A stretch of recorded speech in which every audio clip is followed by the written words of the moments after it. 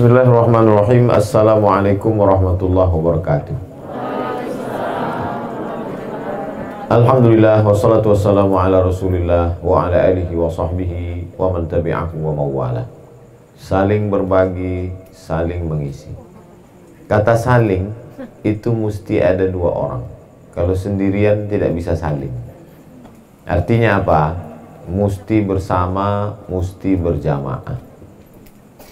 Jadi kalau sudah ada sebuah komunitas yang dibangun di Wakatobi, berarti kita sudah bisa saling. Seandainya Nabi Muhammad SAW itu cukup sendirian saja di Gua Hira, sholat, zikir, baca Quran sampai malaikat maut datang, selesai. Tapi tidak begitu, dia mesti saling. Setelah dapat wahyu, Iqra bismi rabbikal ladzi khalaq, khalaqal insana min 'alaqin, Iqra wa rabbukal akramul ladzi 'allama bil qalam, 'allamal insana ma lam ya'lam. Dia turun ke bawah, saling ketemu dengan Abu Bakar, Umar, Utsman, Ali, Thalhah, Zubair, Aisyah, bertemu dengan Abu Jahal, Abu Lahab dan abu-abu lainnya. Baru bisa saling. Banyak orang merasa imannya sudah cukup kuat, tinggal di mana? Di pulau sendirian, tidak bisa saling, tidak terukur. Jadi dalam proses belajar tidak apa-apa, tapi setelah itu ikut sunnah Nabi SAW. Ikut sunnah Nabi pakai sorban, betul? Ikut sunnah Nabi pakai jenggot, tidak salah. Ikut sunnah Nabi pakai baju putih, memang sunnah. Tapi ada sunnah saling berinteraksi. Kuntum khaira ummah, kamu umat yang terbaik. Kapan menjadi umat terbaik? Ta'muruna bil ma'ruf, ajak orang buat baik, saling. Ada interaksi sosial. Al-mu'min, seorang mukmin yang kuat imannya, yukhalitun nasa, berinteraksi dengan orang banyak. Wa yasbir ala adzahum, dan sabar dia menerima perbuatan orang, khairun, lebih baik daripada orang mukmin sendirian yang tidak berinteraksi dengan orang banyak. Jadi kata saling itu paling tidak ada dua orang. Saling. Saya dengan Ustadz Amiruddin, Ustadz Amiruddin dengan saya, baru bisa dikatakan saling. Setelah kita berinteraksi sosial, berjamaah, bersama, ada hubungan dengan manusia. Bahkan dalam Islam bukan hanya dengan manusia, dengan jin sekalipun mesti ada saling. Tapi jangan gara-gara ini lalu sibuk. Kamu kenapa nggak hadir kajian? Saya mencari jamaah dari kalangan jin, Pak Ustadz. Kita urus yang nyata-nyata aja dulu, yang real-real aja dulu. Tidak usah terlalu target mulu-mulu. TK Quran aja dulu. Saling memberi.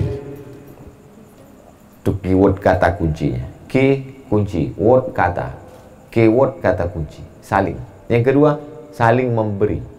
Kenapa kita saling memberi? Karena kita punya kelebihan. Ini membuat judul ini bukan asal-asalan. Ustadz Amiruddin dapat ilham tak puasa sunat berapa hari. Saling memberi karena kita punya kelebihan. Lebih. Orang yang tidak punya sesuatu dia tidak bisa memberi. Begitu kata pepatah Arab, faqidus syai' la yu'ti. Orang yang tak punya dia tidak bisa memberi. Maka kita diberikan Allah Subhanahu wa ta'ala yang tidak dimiliki oleh hewan, akal. Kita diberikan Allah SWT yang tak dimiliki oleh malaikat, nafsu. Kalau hanya nafsu saja, binatang. Kalau hanya akal saja, malaikat. Jadi kalau ada kawan kita, kawan saya ini luar biasa Pak Ustaz, sudah tak ada nafsunya, berarti temanmu itu Jibril, Mikail, Israfil, Israel. Kawan saya ini luar biasa Pak Ustaz, sudah tidak ada lagi akalnya, nafsu saja, berarti setan, iblis. Selama dia masih berakal, masih bernafsu, kadang benar, kadang salah, berarti dia manusia. Dan dia punya kelebihan. Makanya kita kadang tidak bisa menilai orang dari satu mata pelajaran. Mungkin matematikanya 3, tapi akhlaknya, budi pekertinya tinggi. Mungkin ada orang budi pekertinya kurang, tapi dalam bidang yang lain, dia punya kelebihan. Saya selama banyak kenal dengan orang dari berbagai macam suku, bangsa, bahkan agama, saya lihat ada kelebihan-kelebihan orang, ada kelebihan ini yang tak dimiliki. Bahkan mohon maaf, anak yang autis sekalipun tetap punya kelebihan. Kita lihat bagaimana anak autis bisa melukis. Dia lihat kota sekali saja kota dia lihat, dia bisa lukis detail tiang listriknya, lampunya. Ternyata dia punya ingatan yang kuat. Tak seimbang antara otak kiri dengan otak kanan. Kita seimbang antara ingatan dengan hubungan sosial. Mereka sosialnya kurang, dia tidak terlalu peduli pada orang, tapi ingatannya begitu kuat. Berapa banyak anak-anak yang beruntung itu, kita katakan mereka anak yang spesial itu, punya hafalan yang sangat kuat, menghafal Quran lengkap dengan pojoknya, detailnya, ayatnya, warnanya, dan lain sebagainya, tapi untuk sosial dia kurang. Kawan saya Pak Ustadz, ngapalnya nggak kuat, sosialnya pun nggak kuat. Itu parah sekali. Jadi coba kita lihat teman kita itu dari kelebihannya. Apa kata Pak Bupati tadi? Ini luar biasa ini Pak Ustadz. Sambil beliau pegang Ustadz Hamiruddin. Pemprov mengundang Ustadz nggak datang-datang, tapi ini bisa mendatangkan Ustadz. Itu bukan kata saya, kata Pak Bupati. Cuman salahnya tadi kameramen nggak hidup kameranya, jadi nggak bisa diabadikan. Sengaja. Ada orang siapapun dia, kita lihat kelebihannya. Saya kalau ketemu sama orang tua, yang saya lihat apa? Dia lebih tua, pengalamannya lebih banyak, umurnya lebih, amal dia pasti lebih. Terus kalau Ustaz lihat anak muda ini umurnya belum banyak, dosanya belum banyak, pahalanya lebih dari saya. Kalau nampak anak kecil ini belum ada dosanya. Kalau umurnya panjang, dia lebih hebat dari saya. Kalau lihat orang yang belum masuk Islam, kalau dia dapat hidayah, dia bersyahadat, dia lebih baik dari saya karena dosanya nol dan pahalanya luar biasa. Kita selalu melihat orang kelebihannya. Saya punya sepupu, dia tentara, merantau dari satu daerah ke satu daerah. Lalu kata dia, nanti Mat, karena dia lihat saya sebagai adiknya, nanti kalau kau merantau, kau lihat setiap orang tuh punya kelebihan, pandang kelebihannya. Jangan lihat kekurangannya. Di saat kita lihat kelebihan orang, maka kita insya Allah tidak akan menginjak dia. Kita tidak akan sepelekan dia, karena yang kita pandang adalah kelebihannya. Ada orang tidak bisa berhadapan dengan orang banyak. Nggak bisa. Kalau melihat orang banyak, dia langsung ke toilet, bawaannya mau kencing. Tapi kalau dia berdua dengan komputer, laptop, itu banyak yang bisa dia buat. Mungkin dia seorang programmer, mungkin dia seorang editor, banyak yang bisa dia buat. Tapi ada pula yang sebaliknya, dia kalau berdua dengan laptop, dengan komputer, langsung stres. Tapi kalau ketemu dengan orang banyak yang bisa dia buat. Jadi masing-masing punya kelebihan. Ada orang diam saja, tapi dalam diamnya sesungguhnya dia sudah menulis begitu banyak. Saya seorang penulis Pak Ustadz, banyak kamu nulis, hampir tiap menit saya tulis. Apa yang kau tulis? Status. Tulislah, silakan. Sampai masanya nanti statusmu itu kau satukan jadi satu, menjadi sebuah buku yang menarik. 1100 status bermakna. Jadi statusnya coba yang bagus-bagus, yang baik-baik. Jadi kita saling memberi karena kita memang punya kelebihan. Pahami itu dengan baik. Lalu kemudian saling mengisi. Kenapa saling mengisi? Yang diisi itu yang kosong. Kita merasa bahwa kita kosong. Saya kosong, saya tak punya apa-apa. Maka saya mesti diisi oleh sahabat saya.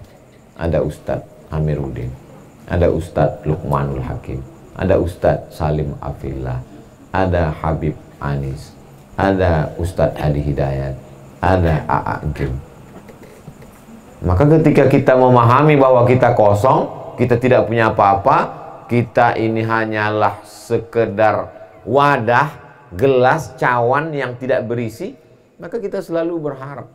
Jadi kalau saya pergi ke satu daerah, saya cari tuan guru, kiai, alim ulama, tokoh masyarakat, bahkan ke kubur-kubur ziarah itu pun saya ingin mengambil pelajaran.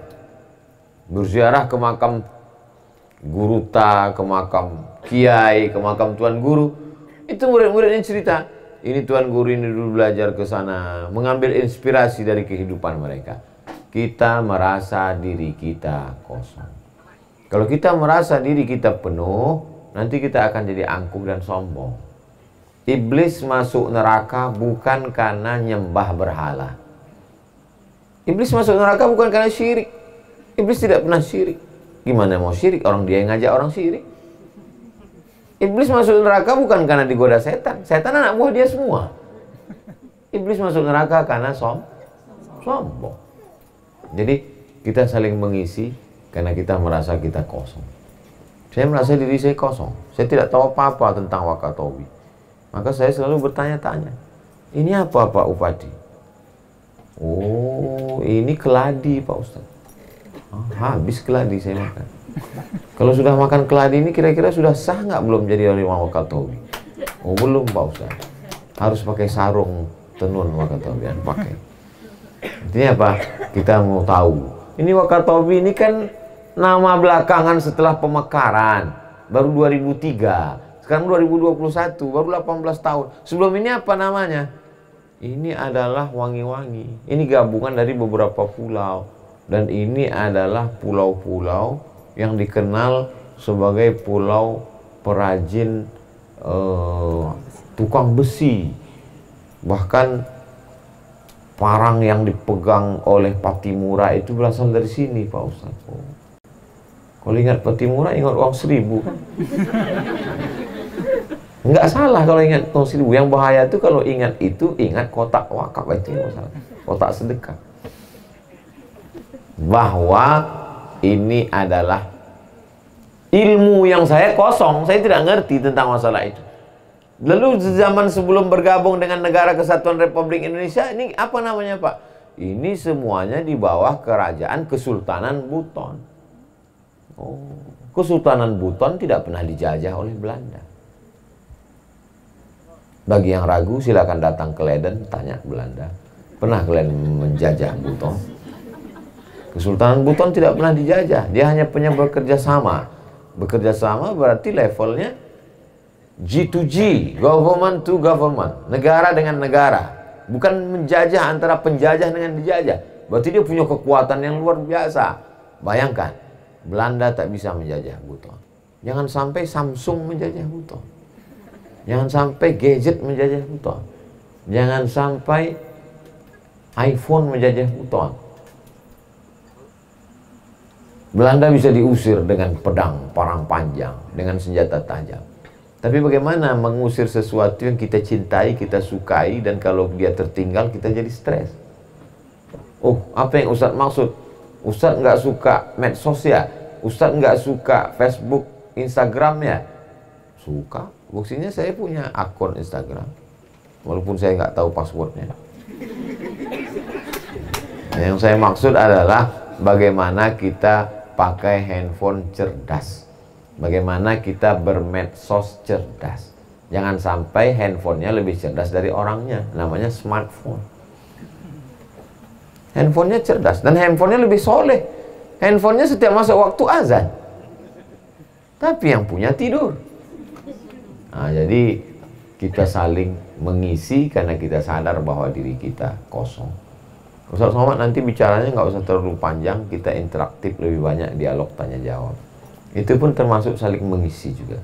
Supaya jangan sampai saya ngomong panjang-panjang padahal jamaah sudah menyiapkan pertanyaan-pertanyaan. Maka tadi dikatakan, kata Ustaz Amiruddin, Ustaz Somad sampaikan beberapa patah kata sebagai pengantar dialog kita pada malam hari ini. Saling memberi, saling mengisi. Orang bisa saling memberi kalau ada yang mau nerima. Kalau tidak ada yang mau nerima, apa yang mau diberi? Kita kasih, dia tidak mau terima. Kenapa? Karena menurut dia, dia tidak layak untuk menerima. Atau menurut dia, kamu tidak selevel dengan saya. Maka kita semuanya selevel. Ustaz Somad bicara masalah level, tempat duduk dia aja lebih tinggi dari kami. Saya lebih tinggi bukan karena saya merasa lebih mulia. Saya maunya duduk di lantai. Mengapa Ustaz duduk di atas? Dikasih kursi saya duduk. Kan tadi lihat semua. Yang duduk pertama di sini kan Ustaz Amiruddin, bukan saya. Saya cuma ikut aja. Makanya paling enak jadi makmum.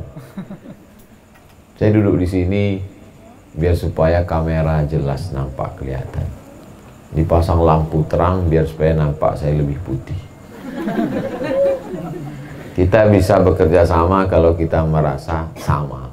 Kalau kita merasa lebih tinggi, kita susah untuk kerjasama. Saya bisa berjalan dengan sahabat, dengan kawan yang lama, ada yang 10 tahun, ada yang 20 tahun. Itu kalau komunikasi hati kita baik.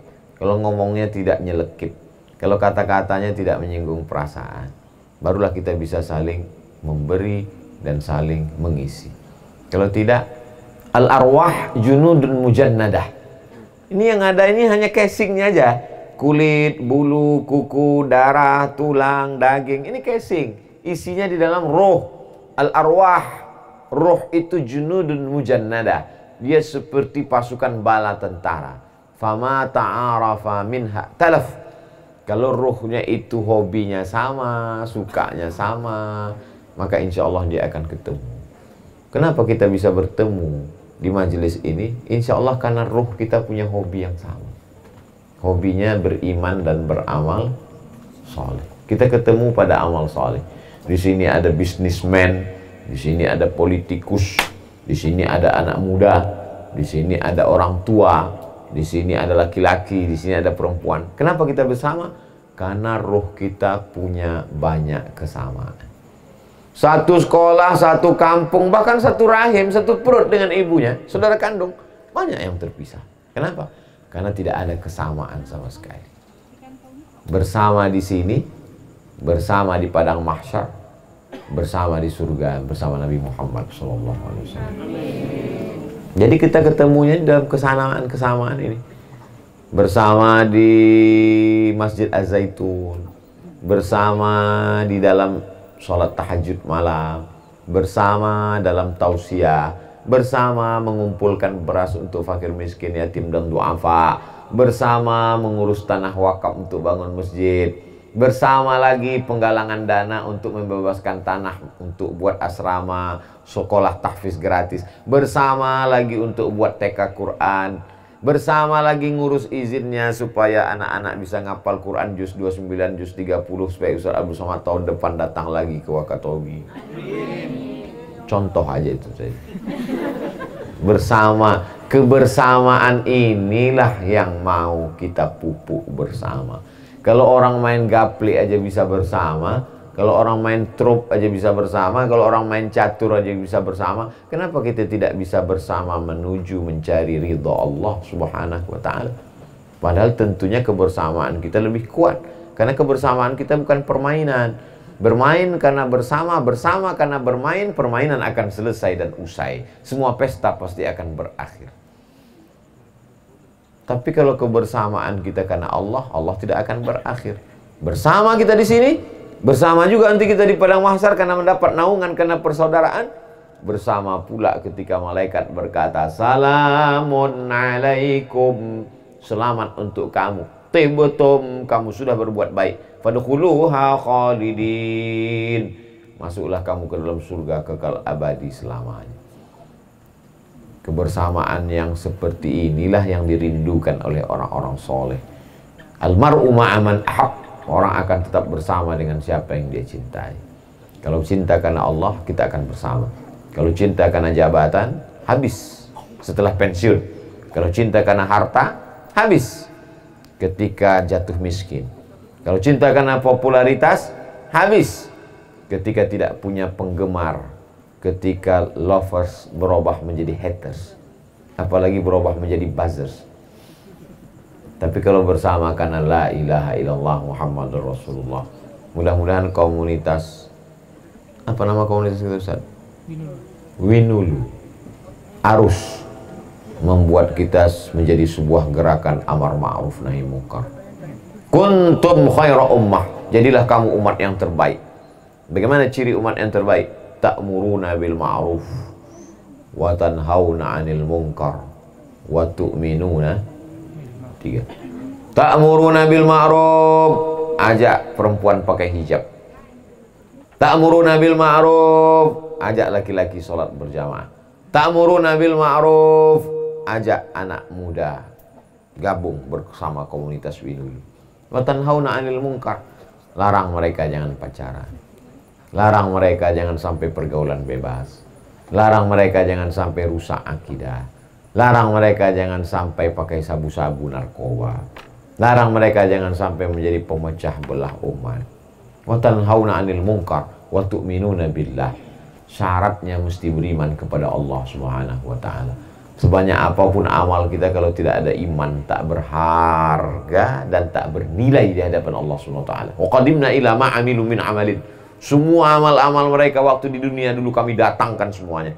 Ketika amal itu ada, lalu kemudian amal itu menjadi haba'an mansura, seperti debu berterbangan dihembus angin, karena tak ada iman di dalam.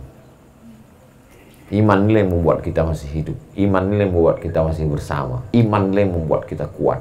Iman itu yang membuat kita tidak down. Iman itu membuat imun menjadi kuat. Iman itu membuat kita tidak jadi gantung diri. Iman itu membuat orang tidak jadi terjun ke laut karena depresi.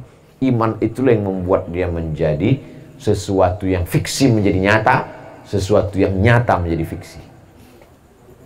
Dunia ini nyata, tapi begitu malaikat maut datang mencabutnya, dunia ini berubah menjadi fiksi. Hanya masa lalu. Bagi sebagian orang mengatakan azab kubur itu fiksi, surga dan neraka itu hanya fiksi. Tapi begitu kematian datang, yang kau katakan fiksi itu menjadi nyata. Mana yang lebih lama? Lama hidup atau lebih lama mati? Lebih lama mati. Hidup hanya sebentar. 40 tahun, sesak napas. 45 tumbang. 50 tahun jantung koroner. 51 mati. Ada yang sampai 80 tahun pakai pampers. Pampers cucunya dipakai. Tapi kematian sangat lama. Yang meninggal tahun 1000, sekarang sudah 2021. Berarti di alam barzakh 1021 tahun. Itu belum lagi di padang mahsyar. Belum lagi meniti titian siratal mustaqim, belum lagi timbangan mizan amal, belum lagi sampai masuk ke dalam surga. Tapi banyak orang mengorbankan kehidupan yang lama demi kehidupan yang sejenak, sekejap, sedetik, sekedip mata. Kenapa? Karena dia jahil, karena dia tidak punya ilmu, karena dia tidak mengerti, karena dia tidak paham. Jadi yang membuat kita semangat ini apa? Iman. Kita beriman bahwa orang Wakatobi kalau dia beramal soleh, kita yang meletakkan batunya, kita yang membuatkan relnya. Masinis boleh mati, tapi kereta api terus berjalan sampai akhir nanti. Boleh untuk buat update status besok pagi. Masinis akan datang silih berganti. Masinis tua mundur, masinis muda maju. Tapi relnya udah kita buat. Nanti rel ini akan bergeser ke kiri kanan, akan ada yang meluruskannya. Kayu landasannya akan lapuk, batunya akan pecah, akan ada yang membetulkannya. Tapi relnya mesti ada. Siapa yang membuatnya? Kita sekarang. Rel itu apa namanya? Masjid Az-Zaitun. Rel itu apa namanya? TK Quran, SD Quran, SMP Quran, SMA Quran. Kita bangun sekarang. Memang berat, memang sulit. Karena sulit dan berat itulah maka balasannya surga. Kalau ringan, kipas angin cukup. Kau usah tiba-tiba ingat kipas angin, itu yang paling dekat. Nah, jadi kalau ada yang mengatakan berat sekali nih Ustadz Amiruddin, karena memang target kita juga balasan yang luar biasa. Dan Allah balas itu bukan karena amal kita itu. Amal kita itu tidak ada apa-apanya. Gimana mau beli surga dengan amal yang cuma sekedip mata? Tapi Allah kasihan. Kasihan itu bahasa Arabnya rahmah. Orang yang punya rahmah itu disebut dengan Rahman. Orang yang punya rahmah amat sangat sayang disebut dengan Rahim. Maka Allah disebut Bismillahirrahmanirrahim. Rahmatnya itulah yang membuat kita masuk ke dalam surga. Bukan karena amal kita. Amal kita itu membuat rahmatnya turun. Kita berusaha tahajud malam supaya rahmatnya turun. Kita berjamaah. Dengan berjamaah rahmatnya turun. Majtama'a qaumun, sekelompok orang berkumpul, yatluna kitab Allah, dia baca ayat-ayat Allah, wa yatadarasunahu fima bainahum, dia kaji isinya. Nazalat alaihimus sakinah, turun ketenangan ke dalam hati. Ghasyiyat bihimur rahmah, mereka diliputi rahmat Allah. Hafat bihimul malaikah, mereka dikelilingi oleh para malaikat. Selama ini kalau saya tausiah, yang mengelilingi hanya malaikat-malaikat darat saja. Di Wakatobi malaikat laut pun mengelilingi. Emang ada malaikat laut Pak Ustadz? Ada malaikat bukit. Ketika Nabi ceramah ke Taif, dilempar batu oleh Bani Thaqif, apa yang datang? Malakul Jibal. malaikat khusus menjaga bukit-bukit. Ada malaikat yang menjaga lautan. Ada malaikat yang menjaga daratan. Semua punya tugas masing-masing. Oh, jadi malaikat itu ada tugasnya masing-masing? Iya. Malaikat Jibril, Pak Ustadz, bawa wahyu. Wahyu kan sudah habis, Pak Ustadz. Jadi kalau gitu malaikat Jibril nganggur sampai sekarang. Tugas pokok malaikat, coba lihat dalam surat Al-Baqarah, dialog antara Allah dengan malaikat. Malaikat ngaku, wa nahnu nusabbihu bihamdika wa nuqaddisu lak. Kami selalu bertasbih. Maka ketika kita bertasbih, amal kita sama dengan malaikat. Subhanallah wa bihamdihi, subhanallahil azim. Makanya ketika kita tawaf, saat itu amal kita sama dengan malaikat yang mensucikan Allah di Baitul Ma'mur. Subhanallah walhamdulillah wa la ilaha illallah wallahu akbar subhanallah. Makanya supaya lisan kita sama dengan lisan malaikat, setelah menyebut Allah kita bertasbih, Allah subhanahu wa ta'ala. Saya datang ceramah, tiba-tiba sambutan dari Bapak Direktur. Mari kita bersyukur kepada Allah SWT dan berselawat kepada Nabi Muhammad SAW. Saya rasanya gatal mulut saya. Habis itu saya tanya panitia, kenapa dia SWT SAW? Dia non muslim, Pak Ustaz. Oh, masih mau dia duduk bersama dengan kita, menghormati karena saudara sebangsa dan setanah air. Malah orang Islam nggak mau pengajian. Kok nggak pengajian? Nggak, cukup di YouTube aja. Kenapa nggak langsung? Sakit hati, habis paketku gara-gara dia. Maka kebersamaan kita ini insya Allah 3. Saling berbagi, mengisi. 30 menit muqaddimah cukup. Selanjutnya saya serahkan ke Ustadz Amiruddin. Assalamualaikum warahmatullahi wabarakatuh. Baik, jadi untuk sesi pertama saya kasih kesempatan untuk yang ikhwan, untuk yang laki-laki itu 2 penanya, yang akhwat juga 2 penanya. Panitia boleh fasilitasi mic. Nah, langsung kepada pertanyaan. Tidak usah pakai prolog karena sudah ada prolog dan mukadimah dari Ustaz. Ya, silakan panitia yang dari ikhwan yang satu ini Budi,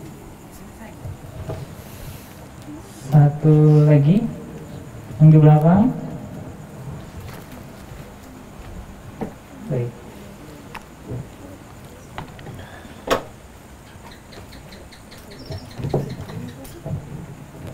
Ya, yang satunya bisa langsung ke samping Bang Rudi ini dari Bogor. Ya, silakan. Ya, bismillah, assalamualaikum warahmatullahi wabarakatuh. Assalamualaikum warahmatullahi Terima wabarakatuh. kasih banyak Bang Amir, Ustadz Abdul Somad, orang tua kami yang ada di Wakatobi, saudara-saudara kami yang ada di Wakatobi. Terima kasih banyak atas jamuannya kepada kami dari teman-teman Spirit Pemuda Hijrah Kota Bau-Bau. Alhamdulillah kami bersama teman-teman dari lembaga KNRP juga, ada Kapri sama Kak Opi dari FKPNEPI, Forum Kepemudaan tentang pengembangan karakter, dan juga ada teman saya dari Lombe Botong Tengah, izin untuk tidak tugas sebagai SN karena beliau ingin berjumpa juga dengan saudara-saudara kami yang ada di Wakatobi. Mohon izin. Alhamdulillah perjalanan kurang lagi 8 jam. Niat kita untuk silaturahim bersama Ustadz kami. Jadi Ustadz yang kami hormati, kami dengan teman-teman pemuda yang ada di Kota Bau-Bau, Ustadz awalnya memang terinspirasi juga dari Ustadz Amiruddin. Saat itu awal-awal terbentuknya Spirit Pemuda Hijrah ini, kita lihat juga gerakan pemuda hijrah yang ada di Wakatobi yang diinisiasi oleh Bang Amiruddin. Alhamdulillah saat itu kita dihubungkan dengan Ustadz Taki Malik juga. Alhamdulillah hadir di Kota Bau-Bau, dan terakhir Ustadz Muzamil Hasbalah. Masya Allah, dengan silaturahim Alhamdulillah yang masih terjalan dengan Bang Hamiruddin dan teman-teman dulu. Dari beliau juga kami dapat banyak inspirasi untuk melakukan kegiatan-kegiatan dakwah di Kota Bau, khususnya anak muda. Insya Allah. Jadi mohon izinnya Ustadz, ini bukan hanya saya, tapi seluruh pemuda masyarakat Kota Bau juga menunggu kehadiran Ustadz di Kota Bau. Masya Allah, amin. Jadi Kota Bau ini satu daratan dengan Pulau Buton, Ustadz. Ada benteng terluas di dunia, di benteng Keraton Buton. Masya Allah. Mudah-mudahan suatu saat Allah izinkan Ustadz berkenan hadir, karena kami bersama teman-teman pemuda, Spirit Pemuda Hijrah juga sedang menginisiasi yayasan pendidikan dan dakwah Hibrul Ummah. Belum lama kita alhamdulillah diwakafkan tanah 1 hektar Ustadz untuk mengelola pondok tahfizul Quran. Selamat. Berharap insyaallah sambil gemetar ini. Karena ini kabar gembira juga bagi kami ya, anak-anak muda yang menginisiasi gerakan dakwah, tapi mengajak anak-anak muda itu untuk cinta dengan Al-Quran. Karena niat inilah akhirnya ada beberapa yang kemudian menginformasikan kepada kami untuk mewakafkan tanahnya 1 hektar untuk dibangunkan tahfizul Quran, dikelola oleh teman-teman Spirit Pemuda Hijrah di sana untuk dibangunkan pondok tahfizul Quran. Kita sementara membuat akta yayasan, dan dalam waktu dekat mudah-mudahan langsung bisa menyerahkan akta wakaf tanah kepada yayasan yang kami buat, Ustaz. Mohon izin suatu saat Ustaz bisa hadir ke Bau-Bau untuk melegalkan peletakan batu pertama suatu saat di tanah 1 hektar itu untuk pondok tahfizul Quran yang memang diinisiasi dan dibuat oleh semua pemuda-pemuda di Kota Bau-Bau, khususnya Spirit Pemuda Hijrah. Satu pertanyaan saya, Ustaz, sebagai penutupnya. Kita dengan teman-teman pemuda Hijrah, FKMPI dan juga KNRP Kota Bau-Bau banyak melakukan gerakan-gerakan dakwah untuk anak-anak muda. Ustadz, mohon nasihatnya, apa yang bisa Ustadz berikan motivasi ruhiyah kepada kita agar niat kita itu selalu terjaga, bukan cuma di awal, Ustadz. Kadang banyak ujian-ujian dari pertengahan sampai mungkin akhir. Mohon Ustadz memberikan kami wejangan apa kira-kira yang bisa membuat niat kita itu selalu tetap stabil, Ustadz, untuk melakukan yang namanya inisiasi kebaikan, khususnya dakwah untuk anak-anak muda di Kota Bau-Bau. Sekian, mudah-mudahan sekali lagi doa kita. Mohon izin warga Wakatobi yang kami cintai, orang tua saya juga, terutama mertua saya asli Wanci. Jadi alhamdulillah saya bisa hadir di sini. Mudah-mudahan kita juga bagian dari keluarga yang ada di Wakatobi. Mudah-mudahan Ustadz bisa berkenan hadir di Tanah Buton, Kota Bau-Bau, insyaallah. Sekian, terima kasih. Mohon maaf apabila ada salah-salah kata. Billahi taufiq wal hidayah. Assalamualaikum warahmatullahi wabarakatuh. Istiqomah. Pertama, buat dulu kajian besar yang magnetnya kira-kira bisa menarik butiran-butiran besi yang bersebaran. Ada butiran-butiran besi bertebaran, itu mesti ditarik dengan magnet yang kuat. Datang Ustadz Adi Hidayat, datang Ustadz Hanan Ataki, datang Ustadz Fulan, rame. Tapi jangan sampai butiran-butiran besi yang sampai berkumpul ini pecah lagi. Maka ketika sudah habis nanti kajian pemuda ini, langsung didata. Nama, siapkan formulirnya. Nama, tempat tanggal lahir, pas foto, email, nomor. Buatkan grup, diikat dalam grup. Nah, setelah kita punya data, kita banyak punya kajian tapi nggak punya data. Tak tahu kekuatan kita. Kalau ditanya, berapa anggota kita? Malaikat yang mencatat. Serahkan aja pada Allah. Al-haqqu bila nizam yaghlibuhul batil bin nizam, kata Sayyidina Ali.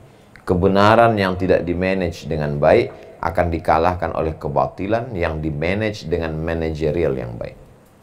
Jadi data ini penting. Tulis datanya berapa anak muda, usianya berapa peserta kita. Setelah itu diikat dengan kajian. Kajian apa? Kajian paling rendah, kajian Iqra.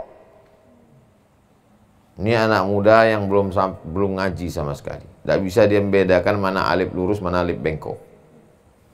Alif bengkok apa Ustaz? Hamzah. Tak bisa membedakan mana hak besar, hak kecil. A, I, U, baba, baba, tata, batasa. Ini udah agak bisa dikit. Udah baca bagus, tajwid. Ini sudah hafal juz ammah. Nanti diklasifikasikan. Diikat dengan kajian-kajian. Senin malam Selasa, fikih. Selasa malam Kamis, akidah. Baca buku. Akidah yang bagus, sifat 50 Kiai Haji Idrus Ramli. Jadi supaya jangan lagi kajian ngalor ngidul gak tentu arah kemana-mana. Supaya kalau dia tamat buku ini, dia bisa ngajar. Buku sifat 50 Kiai Haji Idrus Ramli. Untuk pegangan akidah. Ahlussunnah wal jamaah. Bahasa Indonesia. Sifat 20, lawannya 20, 40. Sifat Nabi, Siddiq, amanah, tabligh, fatonah 4, lawannya 48, 48. Sifat jaiz, sifat wajib, sifat mustahil. 50 sifat tauhid. Fikihnya bahasa Indonesia, fikih Sulaiman Rashid. Supaya dia tahu mana rukun, mana syarat, mana wajib, mana sunat. Jadi nanti waktu ngaji, jangan ngaji masalah ke sana kemari ke bulan, tapi nanti pas tanya jawab ada pertanyaan, nanya apa Ustaz? Ya, kalau sholat nggak pakai Allahu Akbar kabiro, sah nggak apa Ustaz? Nggak tahu dia membedakan mana sunat, mana wajib, mana sunat, mana rukun, mana syarat, mana sunat muakkad. Maka kaji fikih. Mulailah mengaji pakai buku dan khatam. Khatam supaya nanti kalau dia tamat dia bisa ngajar, dia punya bahan. Bukunya bisa difotokopi, bisa dalam bentuk PDF, bisa di dalam bentuk file digital dan lain sebagainya. Diikat. Ada kajian rutin tahfiz, tahsin, makharijul huruf. Ada kajian 3 yang tidak boleh hilang. Akidah, fikih, akhlak. Bagaimana mensucikan hati, bagaimana membersihkan jiwa, bagaimana selamat dari hasad, dengki, busuk hati. Setelah bersih, diisi dengan zikir, qanaah, ridha, tawakal, dan lain sebagainya. Lalu kemudian ada momen-momen besar. 3 bulan sekali Ustadz Provinsi, 6 bulan sekali Ustadz Nasional, setahun sekali tabligh akbar besar. Mudah-mudahan Covid berlalu. Kita bisa buat acara besar-besar lagi nanti insya Allah. Adapun masalah keikhlasan yang tahu cuma Allah Ta'ala. Memang Abdul Somad ini ikhlas. Wallahu a'lam. Jangan-jangan Abdul Somad ceramah karena mau cari subscriber aja. Jangan-jangan Abdul Somad ceramah mau cari follower aja. Mana tahu kita. Saya berusaha untuk ikhlas. Bismillahirrahmanirrahim. La haula wa la quwata illa billah. Setelah itu kita beramal aja. Kita perbanyak amal. Ini kalau tidak ada tantangan, kita akan jalan slow. Beda antara orang jalan santai dengan jalan dikejar anjing. Jadi kalau ada anak muda mau kencang lomba lari, siapkanlah 3 anjing herder di belakang. Insya Allah kalah Alphard. Jadi kalau kita mau kencang, ada target yang mau kita capai. Ini di bau-bau sudah dapat tanah 1 hektar. Targetnya apa? Gambar dulu. Supaya tahu di mana letak masjidnya, di mana letak asrama, di mana letak kelas, berapa lantai. Setelah gambar jadi, urus IMB, izin mendirikan bangunan. Baru nanti skala prioritas mana dulu yang pertama dibangun? Masjid dulu. Nanti dari masjid sholat berjamaah, jamaah datang buat pengajian, orang melihat, barulah datang barokah-barokah. Barulah berdiri TK Quran, SD Quran, SMP Quran, SMA Quran, sekolah tinggi ilmu Al-Quran. Sehingga lahirlah generasi yang Qurani. Syukur-syukur dari 1 hektar ini mulai perluasan, bebaskan ruko ini, beli tanah depan, menjadi besar. Jadi selalu ada tantangan-tantangan. Sehingga ketika kita yang ngurus ini mati, meninggal dunia, amal jariah tetap mengalir. Itulah tujuan saya pergi ke berbagai tempat itu. Saya tidak buat aliran baru, saya tidak buat ormas baru, saya tak buat partai baru. Saya menghidupkan yang ada. Saya lihat di situ ada tanaman hijau, saya datang menyiraminya, menumbuhkannya, menyelamatkannya dari wereng, menyelamatkannya dari wabah, memberikan pupuk, menyirami, mengajak umat untuk menjaga, sehingga dia berputih dan berbuah. Kita sama-sama menikmati manisnya, pahalanya nanti kita lihat ketika berjumpa dengan Allah Subhanahu wa Ta'ala.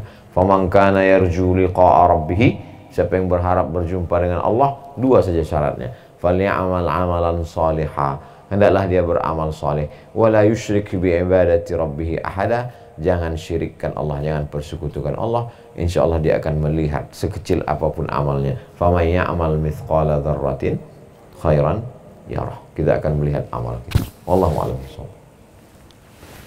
Jazakallah khair. Satu penanya lagi, lagi-lagi. Ini Ikhwan boleh ke ya, kayaknya tidak ada. Silakan.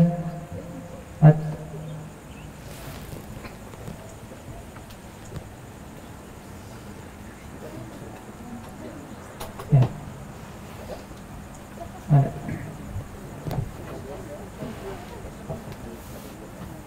Baik, yang akhwat apa gitu? Nah, Dino mau bertanya juga ya? Iya, insya Allah karena wajib, karena kegiatan kita, jadi kita harus Ini yang bareng ke Pontianak. Bismillahirrahmanirrahim. Assalamualaikum warahmatullahi wabarakatuh. Waalaikumsalam. Yang pertama-tama yang terhormat Tuan Guru kita Ustaz Abdul Somad, dan selaku ketua panitia, saya pribadi terima kasih banyak karena sudah hadir di Kabupaten Wakatobi.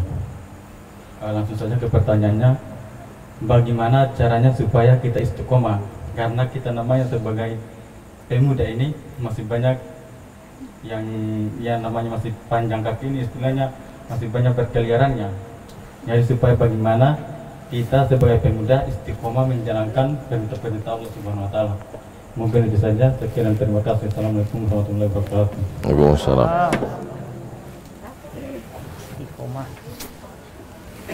Orang tidak istiqomah itu karena tidak berilmu. Maka kalau mau istiqomah, kajiannya mesti rutin. Kajiannya jangan lagi ngalor ngidul membahas tentang bumi, petak, bulat, apa kubus. Kajiannya yang kira-kira nambah iman atau tidak. Jangan lagi kajian yang hanya untuk ngetes-ngetes, nguji-nguji. Kajian yang kira-kira kalau kita terus ngaji makin takut sama Allah apa tidak. Saya sarankan kajiannya fokus satu ustadz, satu bidang. Akidah, fikih, akhlak. Syukur-syukur mau menghatamkan satu kitab usul fikih, atau ilmu istilah hadis, atau ilmu tafsir, atau ilmu macam-macam. Jadi kalau kita udah berilmu, insya Allah istiqomah. Karena orang syarat istiqomah mesti berilmu. La ilaha illallah. Betul. Tapi coba lihat pangkal ayatnya. Fa'lam annahu. Fa'lam. Berilmu. Falaula nafara min kulli firqatin minhum ta'ifatun. Jangan semuanya pergi perang. Sahabat datang mau ikut perang. Kata Allah, jangan semuanya pergi perang. Falaula nafara min kulli firqatin minhum ta'ifatun. Mesti ada 2-3 orang. Liyatafaqahu, belajar ilmu agama kepada Nabi Muhammad SAW. Majelis ilmunya mesti terus. Gimana kita mau ngundang dia datang ke majelis ilmu, kita nggak tahu nomornya? Makanya mesti punya data. Jadi data berapa anak muda di Wakatobi, berapa anak muda di Bau-Bau, berapa anak muda di Wangi-Wangi, kita mesti tahu. Usia dari mulai SMP kelas 2 14-15 tahun sampai S1 22-23 tahun, kita mesti punya datanya. Laki-laki, perempuan, gambarnya kita ikat. Nanti ada amirnya, amir, pemimpinnya di situ, pemimpin grup. Baru kita undang. Kalau dia nggak datang, kita tanya, ditelepon, kenapa ente nggak datang? Kita lewat di depan toko roti. Lewat depan, tiba-tiba masuk SMS-nya ke nomor saya. Anda berminat beli roti, ada promo loh. Antum pernah nggak dapat itu? Dari mana dia tahu nomor saya? Begitu pedulinya dia sama saya. Padahal ini untuk urusan dunia. Lewat saya di mall, langsung dapatkan cashback mobil baru. Dari mana dia dapat nomor saya? Saya lewat sekali aja depan toko dia. Ini mau masuk surga, nggak ada peduli sama sekali. Egois sekali orang mau masuk surga ini. Lebih ramah tukang jual roti lagi. Makanya kita mesti punya itu, kita tanya, ente kenapa nggak datang ngaji? Ah, kau mau masuk surga, kau masuk aja lah. Aku lebih enak di neraka rasanya, kata dia. Ya kita jangan marah. La atiyannahum min baini aidihim, kata setan. Aku akan datangi mereka dari depan, wa min khalfihim dari belakang, wa an aimanihim dari kanan, wa an syama'ilihim dari kiri. Itu kerja setan. Setan aja untuk ngajak pengikut followernya itu sampai ngajaknya 4 kali. Dari depan, dari belakang, dari kanan, dari kiri, dari atas, dari bawah. Seserius itu setan mau masuk neraka. Jadi kalau adalah setan melihat anak muda nggak mau ngajak orang lain pengajian, kata setan, sesungguhnya yang setannya aku apa kau, kata dia. Kok aku aja mau masuk neraka serius sekali gitu. Ente kok nggak mau ngajak orang. Nah, jadi buat kajian, buat grup, ajak orang istiqomah ini, dia mesti ada tantangan ke depan. Kalau nggak ada tantangan, pengajian nggak pernah diajak. Judul pengajian, dia baru di parkir motor aja dia udah tahu isi pengajiannya. Baru parkir, buka helm, dia udah tahu. Paling-paling isinya sabar. Gimana dia mau semangat datang? Baru melihat judul undangannya udah tahu. Hadirilah pengajian pemuda Islam bersama Ustadz ini. Udah tahu. Kalau Ustadz ini sabar, Ustadz ini ridho, Ustadz ini tawakal. Jadi kajiannya, anak muda ini kan dia berkreasi, dinamis. Pertemuan Sabtu malam Ahad, malam libur, dialog interaktif dengan polisi, tentara, dan dokter. Bagaimana tentang bahaya narkoba. Anak muda nggak mau diceramahi. Makanya saya kalau pengajian anak muda, paling saya kasih prolog 5-10 menit. Ini tadi kok sampai setengah jam, karena saya tengok tua-tua. Habis itu lebih banyak dialog interaktif. Bulan depan ketemu lagi sama anggota dewan, ketemu lagi sama pejabat, ketemu lagi. Bulan berikutnya ketemu lagi sama yang punya bisnis kuliner, yang punya. Jadi dialog interaktif. Bulan berikutnya, pekan berikutnya, nonton bareng. Nonton yang film-film syar'i, yang film-film yang membangkitkan semangat. Setelah itu komen. Apa komen Anda? Nonton bareng. Siapkan pena dan kertas. Tulis 10 poin yang analisa Anda di akhir film. Akan dikumpulkan. Dan hadiahnya umroh setelah Covid berakhir. Judul film, Tenggelamnya Kapal Panderweg. Jadi selama nonton itu dia mikir, apa analisa? Tulis. Nah, habis itu baru tengok kertas satu-satu. Apa kesanmu? Begitu teganya Zainuddin.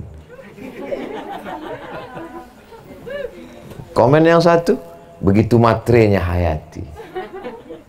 Yang satu lagi, begitu bodohnya Aziz. Ustadz ternyata nonton. Iyalah, yang saya tonton lah yang saya kasih tahu contoh. Jadi bagaimana anak-anak muda itu berkreasi cerdas. Pelatihan bagaimana buat donat, pelatihan bagaimana buat kuliner. Kenapa? Karena kita tidak tahu bakat kita di mana. Berapa banyak orang kuliah tidak tahu bakatnya di mana. Setelah selesai ditanya, kenapa kau pilih jurusan ini? Kawanku banyak di situ, aku ikut di situ. Jurusan politik. Begitu tamat, buka rumah makan. Karena sebenarnya bakat dia di situ. Bukan berarti ilmu politik itu tidak bermanfaat dia, berguna untuk dia.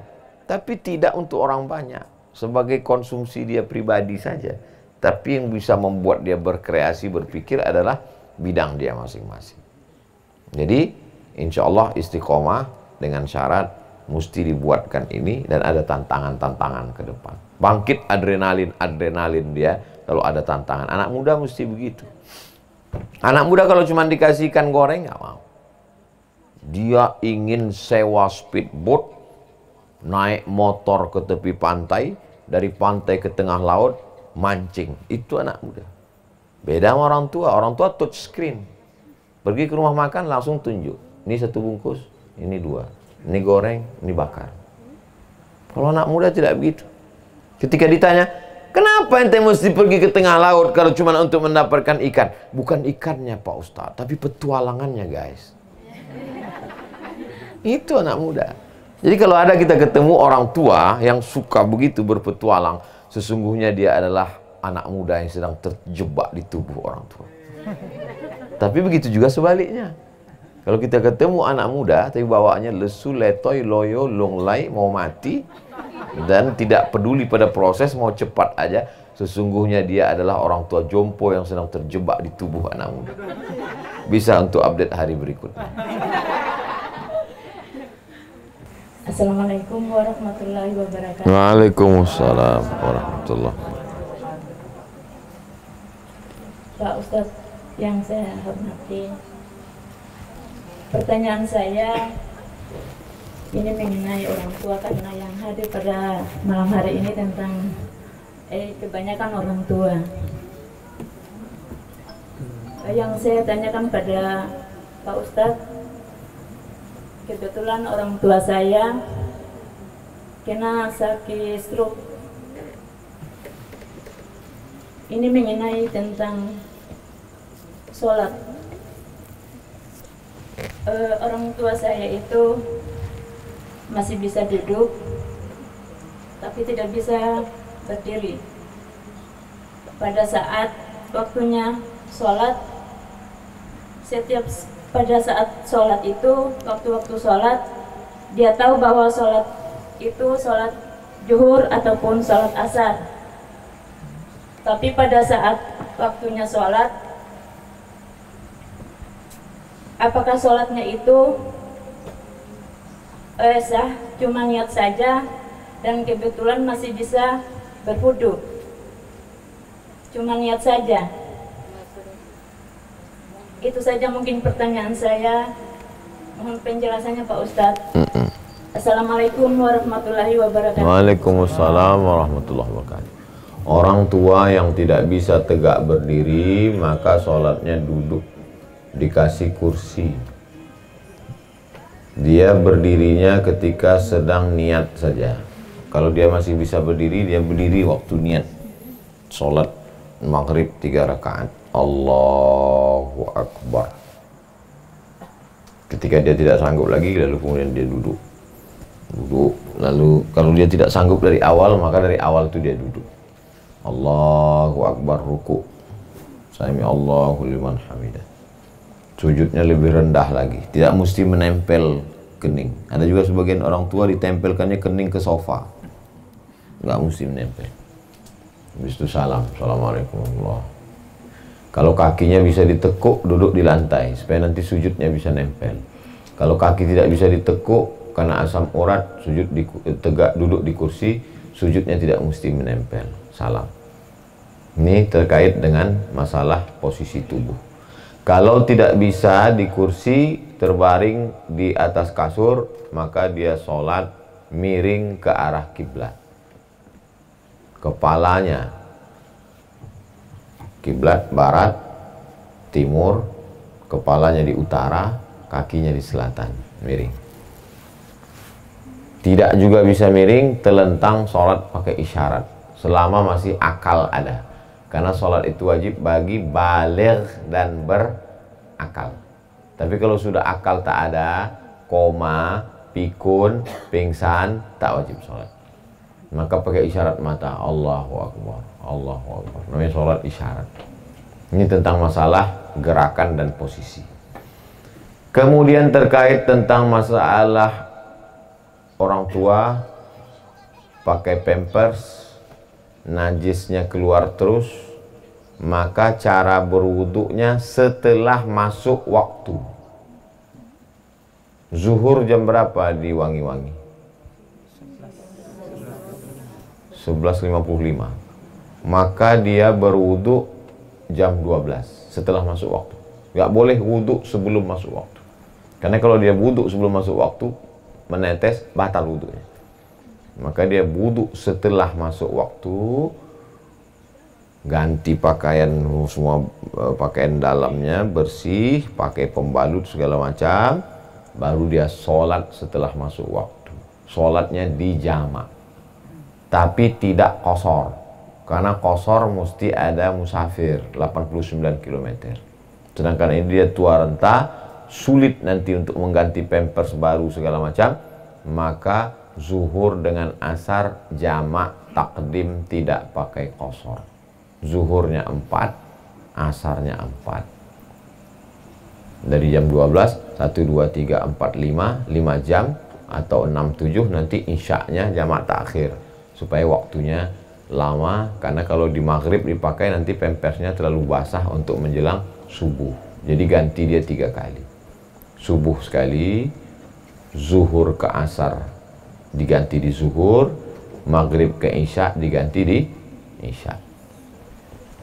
Kalau tidak bisa berwudu, maka carikan debu, letakkan di dalam talam. Di sini talam juga namanya. Talam, letakkan debu. Kalau tidak bisa pakai debu, pakai batu. Cari batu yang besar. Batu. Bukan batu bata.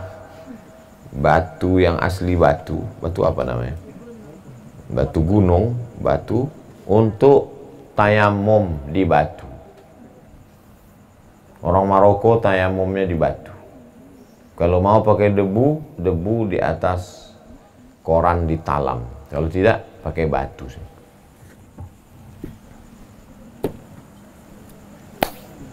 Wajah sekali. Lagi. 1, 2, 3. 1 ke bawah. Bagian ujung ini di bawah. Bagian ini ke dalam. Bagian ini di sini. 1, 2, 3. 1, 2, 3. Jam sama cincin dibuka. Kalau tidak, tak masuk tayamum. 1 tayamum, 1 sholat. Nanti habis sholat salam tayamum lagi. Tidak ada alasan untuk tidak sholat. La kafarata laha illa dzalik. Tidak ada yang dapat menebus sholat kecuali sholat itu sendiri. Saya sudah jelaskan tentang masalah gerakan. Saya sudah jelaskan tentang masalah bersuci bagi yang pakai pampers. Saya sudah jelaskan tentang masalah tayamum. Itulah terlengkap dalam orang sakit. Yang punya orang tua seperti ini, Allah ingin memasukkanmu ke dalam surga dengan amal berbakti kepada orang tua. Amal yang pertama kepada Allah. Wa qadha rabbuka alla ta'budu illa iyyah. Setelah kepada Allah, wa bil walidaini ihsana. Kepada orang tua. Saya orang tua tak ada dua-dua lagi, sudah meninggal. Saya tak dapat pahala berbakti pada orang tua karena orang tua saya tak sakit-sakit. Makan sahur, habis makan sahur ditontonnya video saya di YouTube, senyum-senyum dia. Habis itu dia mau sholat subuh, sakit kepalanya, meninggal. Tak sempat saya jaga, walaupun sempat serumah 11 tahun. Jadi yang punya orang tua, puas-puaskanlah memandikannya, puas-puaskanlah mengganti pampersnya, puas-puaskanlah belikan makanan enak, puas-puaskanlah belikan pakaian yang bagus, supaya tak menyesal. Karena kalau dia sakit masih sempat kita jaga, tapi kalau tidak, saya bawa almarhum mak saya hari Sabtu. Saya kalau di Pekanbaru menetap 1 hari full, saya bawa keliling jalan makan. Hari Sabtu. Hari Ahad pagi saya pergi ceramah ke Pulau Madura. Hari Senin subuh dia meninggal.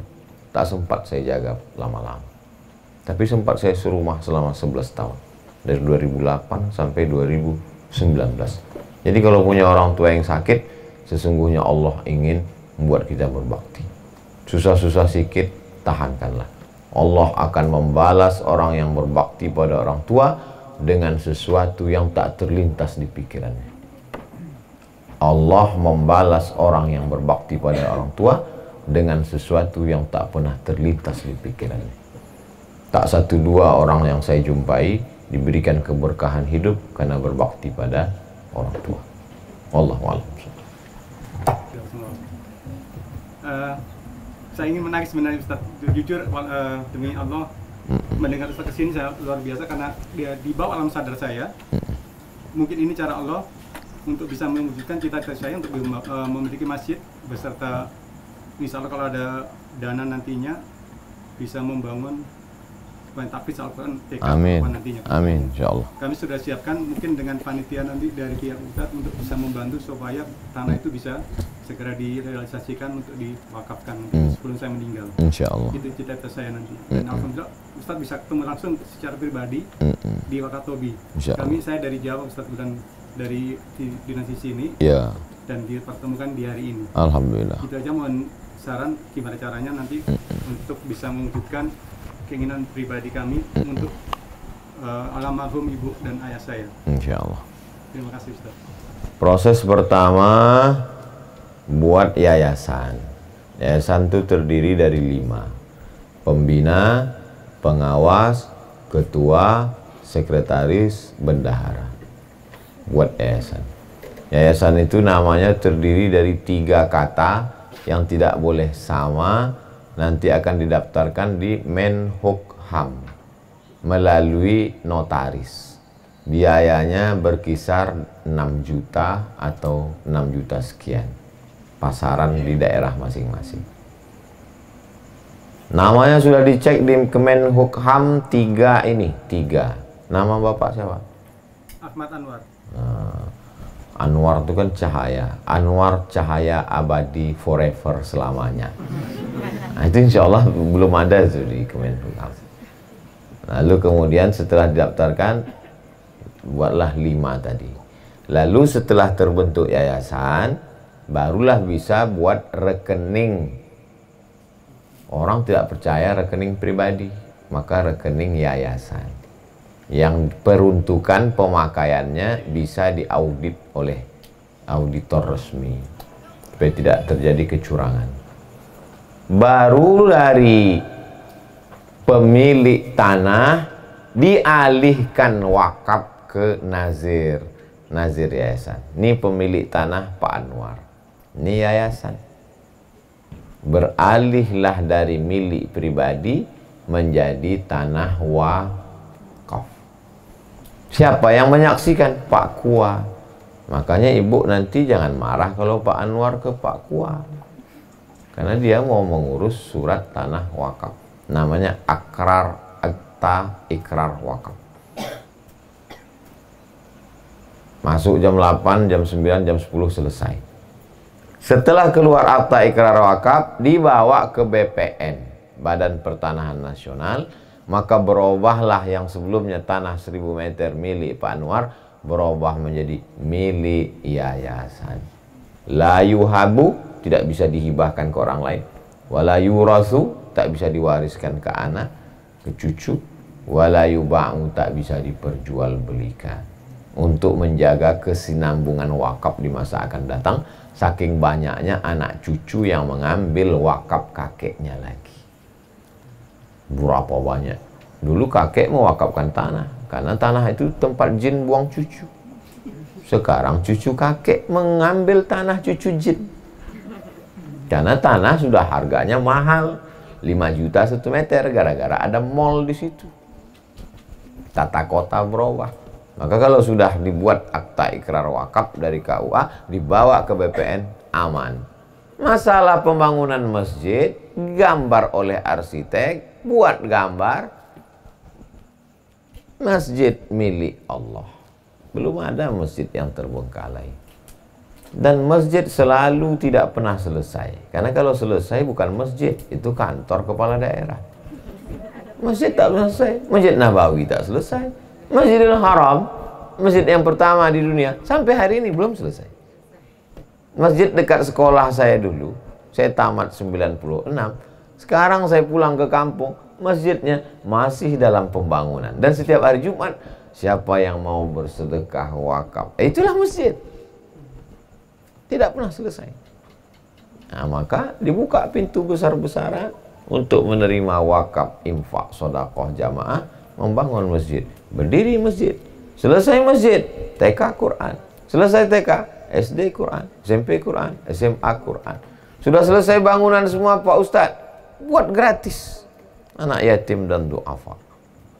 Perjuangan kita di bidang pendidikan. Syukur-syukur nanti di tanah wakaf Pak Anwar berdiri pula di situ hotel syariah. berdiri ruang convention hall untuk pesta supaya jangan sampai orang buat maksiat. Ada pula klinik bersalin, klinik gigi, klinik kulit, klinik kecantikan yang sesuai syariat Islam. Jangan sampai orang pasang pagar gigi macam-macam. Lalu kemudian ada pula di situ tempat khitan massal gratis dan lain sebagainya. Maka kita selalu berpikir untuk kemaslahatan agama dan umat. Mudah-mudahan niat baik Pak Anwar dan keluarga diridhoi Allah SWT. Wallahu a'lam. Baik, terakhir Ustaz minta untuk berdoa. Astaghfirullahalazim, astaghfirullahalazim, astaghfirullahalazim alladzi la ilaha illa huwal hayyul qayyum wa atubu ilaih. A'udzu billahi minasyaitonir rajim. Bismillahirrahmanirrahim. Alhamdulillahi rabbil alamin, wassalatu wassalamu ala asyrafil anbiya'i wal mursalin sayyidina wa maulana Muhammadin wa ala alihi wa sahbihi ajma'in. Allahumma inna nas'aluka salamatan fid din. Selamatkan agama kami, anak cucu kami dalam ahlus sunnah wal jamaah. Wa afiatan fil jasad. Sehatkan badan kami, jauhkan dari segala macam penyakit ya Allah. Wa ziyadatan fil ilmi. Tambahkan ilmu kami supaya kami bisa istiqamah iman dan Islam.